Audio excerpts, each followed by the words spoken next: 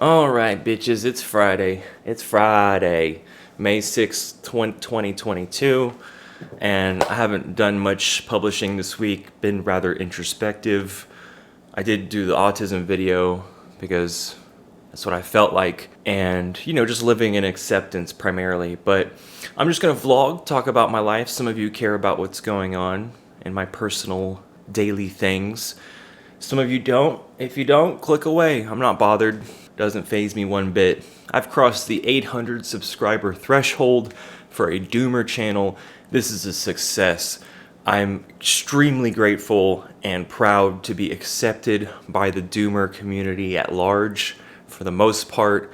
Don't really care for some of the boomers on other channels, but this is the flavor you get with me. I'm a little rough around the edges, a little in your face, but you get the truth. And that's what, that's above all, is the truth. So, yeah, some updates. On the first note, after a 4-year-long dry spell, I finally shared some intimacy with another human being. Oh my gosh. Just goes to show you a testament to how cruel and alienating this fucking society and culture is, that we continue to go about our daily lives, flying, walking to the grocery store, not even turning to each other and saying, hey, this doesn't really seem right. What, like, not even questioning it, not even questioning anything. We just accept what's coming our way and continuing progress. It's a big farce, a big joke. I can't stand hearing anything about what policymakers and decision makers want to do. There's a TED Talk a few days ago that I'll put a link in the description. You can be a judge for yourself. My cat likes to go to the back room. One moment. She needs to go in the bathroom. Kittens are a lot of energy. They just want to play and sleep and eat. Play and sleep and eat. That's all we do. Okay, so as I was saying, filming is a whole thing, distractions and stuff.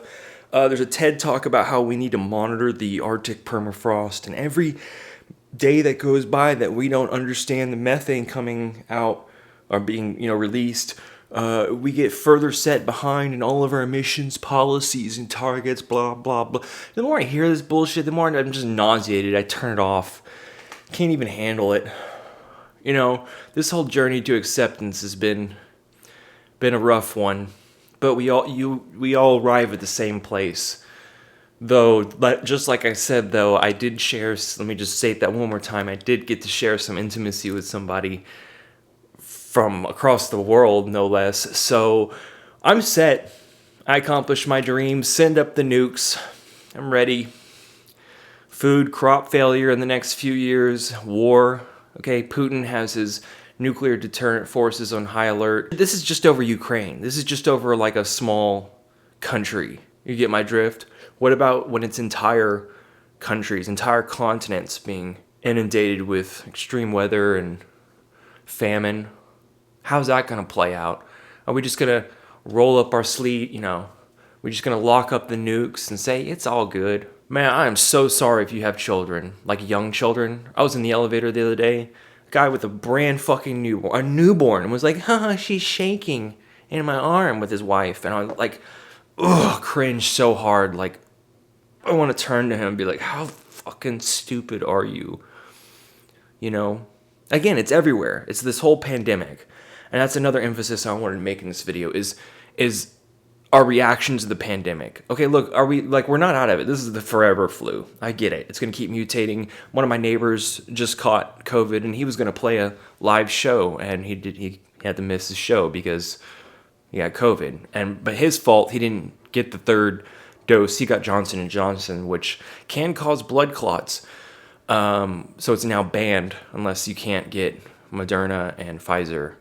But anyways, the point is, look, the inequality was already bad before it. The pandemic happened. It was fucking hell. Okay, 2 years of that.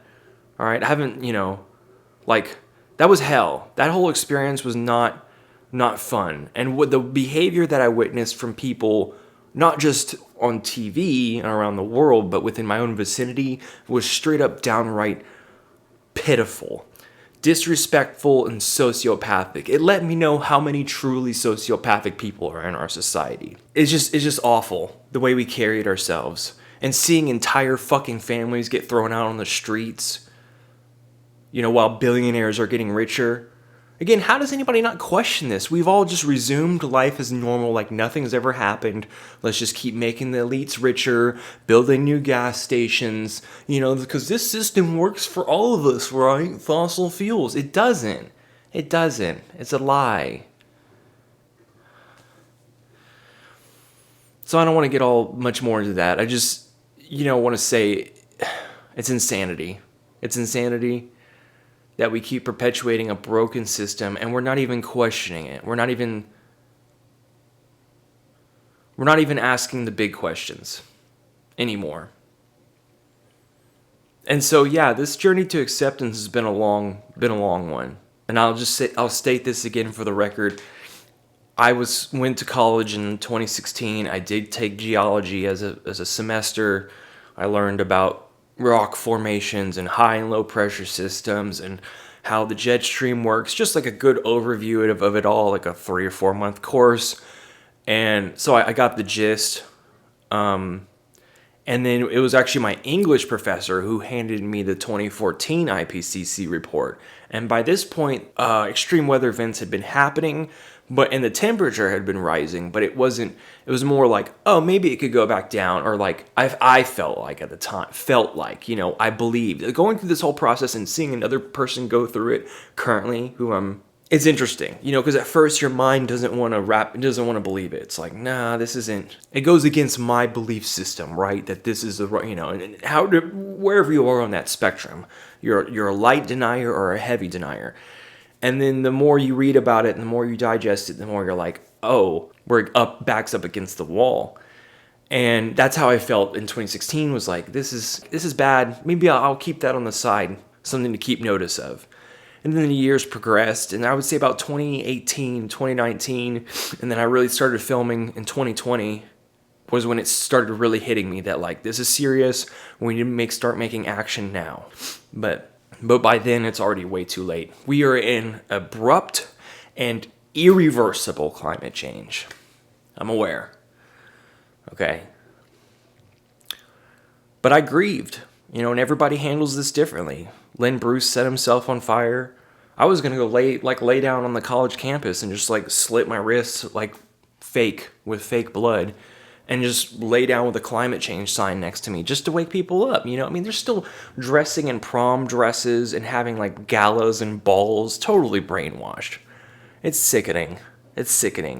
But the problem is overpopulation. I'm aware. We would still keep producing. We would still keep consuming an unlimited amount of resources. Yeah, I really think the Fermi paradox is onto something. That we get to a stage where we use this level of energy. There's only one apparently species in the or few, who knows, in the universe that has the ability to clip through the fourth dimension and come to our world, and it's in little tic-tac shapes. It was because of expectations. I know some people can take this information and just say, well, I knew it was going to end anyways, and, there's nothing you could do. They just have an easier time accepting, straight up.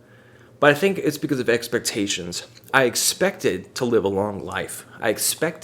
And my expectations were met far short, which explains my angst, my anger about the whole situation. And so starting this YouTube channel, and I could have renamed this channel so many times, like the Doom Wizard, or something, collapse, the Doom, whatever. I could have named it, but I kept it my name. This is my name. This is my channel, and ownership. I own this. I own all my flaws. I'm not deleting a lot of my older videos. No one barely watches them, but the ones that do tell me that I speak well, and that's a compliment.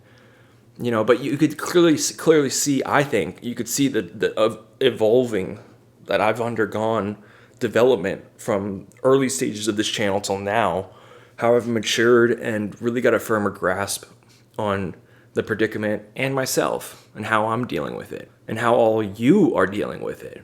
Because now's the time you want to start picking your partners, or you'll be forced to. We're going to have a BOE this decade. BOE equals game over. There's a whole video on that from Just Have a Think. It's good.